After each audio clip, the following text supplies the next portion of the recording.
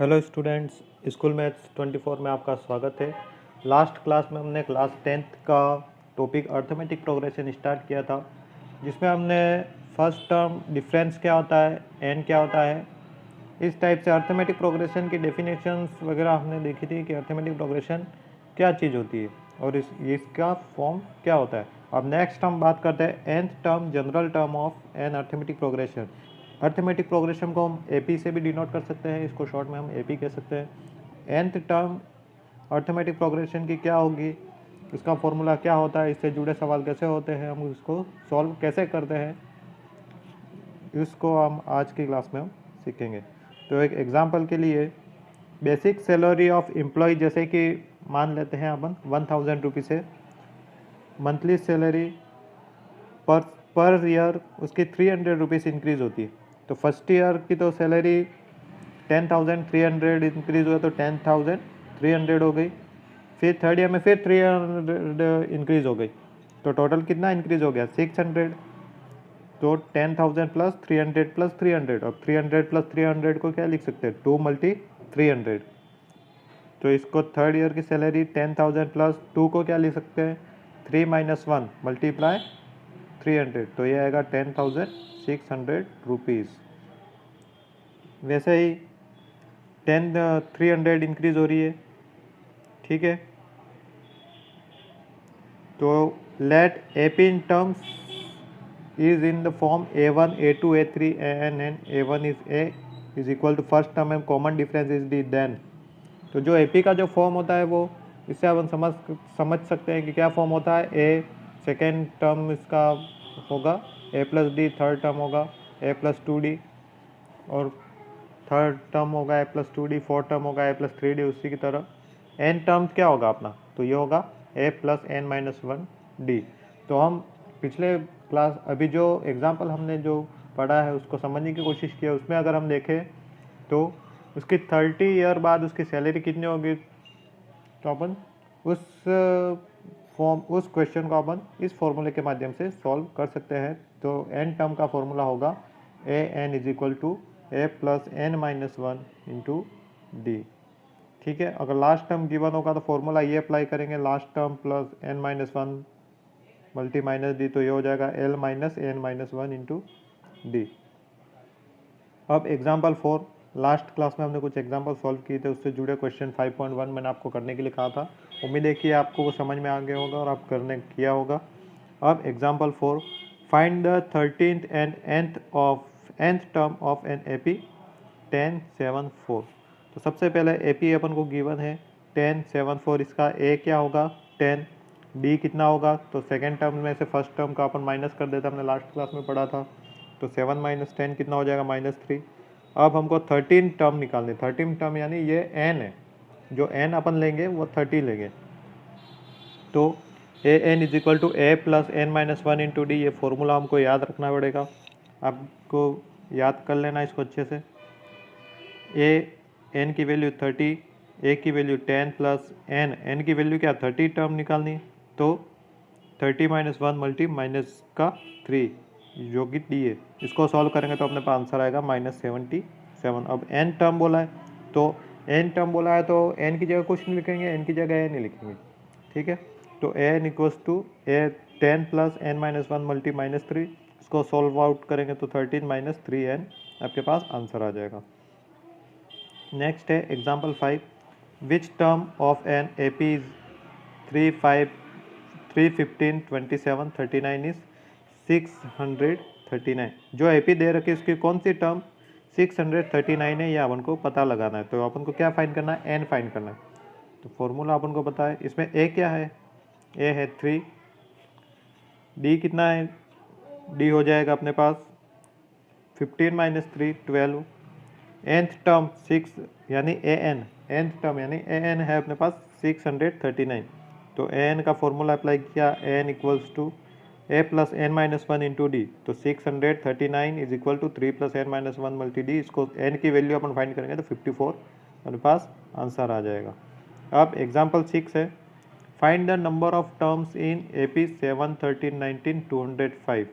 ये जो टर्म्स दे रखे इसमें टोटल कितने टर्म्स हैं, 205 में टोटल कितने टर्म्स हैं, लास्ट जो टर्म है अपने पास 205, तो ए इसमें क्या हो जाएगा, ए एन गिवन है, अपन को एन फाइंड करना है। ए हो गया 7, डी हो गया 13 - 7 4, और एन हो गया ए एन हो गया 205।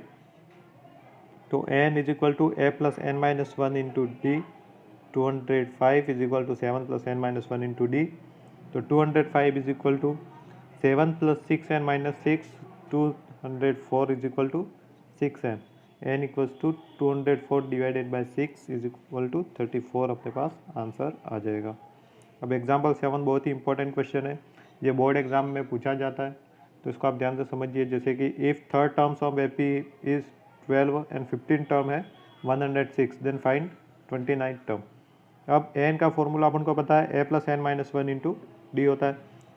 A3 थर्ड टर्म गिवन है 12 है, तो ए एन A3 के लिए क्या हो जाएगा 12, तो A3 is equal to 12, A50 कितना है 50, 106, A3 इज इक्वल टू हो गया A plus 3 minus 1 into d. अपन ने पढ़ा था थर्ड टर्म को कैसे डिनोट करते हैं, A प्लस 2D से, तो A प्लस 2D के इक्वल में क्या रखा 12। उसके बाद A50 को अपन क्या लिख सकते हैं, A प्लस 49D, इसके इक्वल में कितना हो गया 106। अब इक्वेशन 1 और इक्वेशन 2, ये दोनों जो इक्वेशन बनी है उसको सॉल्व करेंगे, तो ए और डी की वैल्यू फाइंड करेंगे। मुझे उम्मीद है कि आपको बेसिक चीज़ें आपको आती होंगी, इसलिए मैं उस चीज़ पे ज़्यादा फोकस नहीं कर रहा हूँ। तो 7D इज इक्वल टू कितना आएगा 2। अब इससे इक्वेशन फर्स्ट से ए की वैल्यू फाइंड कर दी, 8 आएगा, फिर 29 टर्म ए प्लस 28D, उसमें आप रखोगे तो 64 आपके पास आंसर आ जाएगा। एग्जाम्पल 8 है, is 184 any term of AP 3, 7, 11, यानी ये जो AP दे रखी है इसमें कौन सी टर्म 184 है।